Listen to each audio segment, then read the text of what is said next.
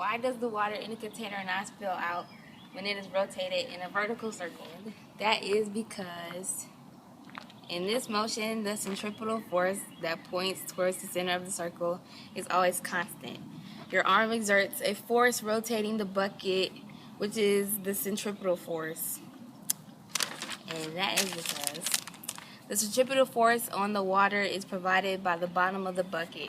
The handle of the bucket provides the centripetal force on the bucket itself. The water will not fall if the rate of rotation is high enough that the centripetal force is at least as great as gravity. Okay, there's water in the bucket.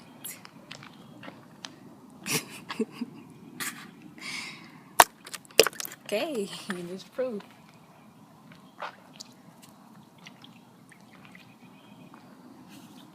What if this just flew at your face?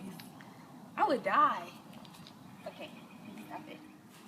So now I changed the radius on the bucket.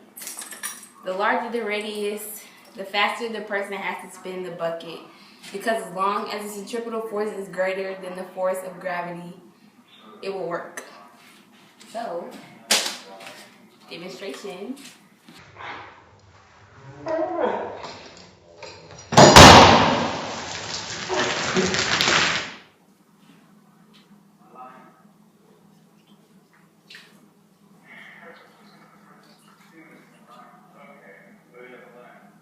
So she's about to demonstrate what happens when you rotate it.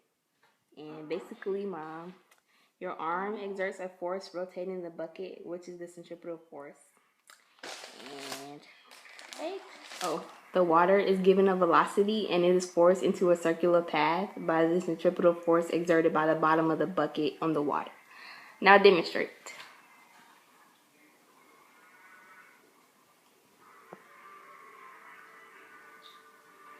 Alright. In cases like this, you can feel that it doesn't feel the same at the top and bottom of the circle. The bucket slows down at the top of the circle and speeds up at the bottom. The amount of force you have to apply is changing too. This happens because gravity is pointing downward at the top of the circle, and gravity is pointing down in the same direction as the tension is on the bucket.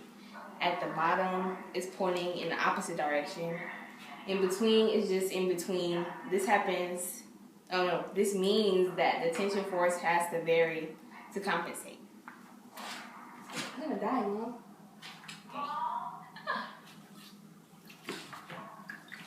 Oh, yes!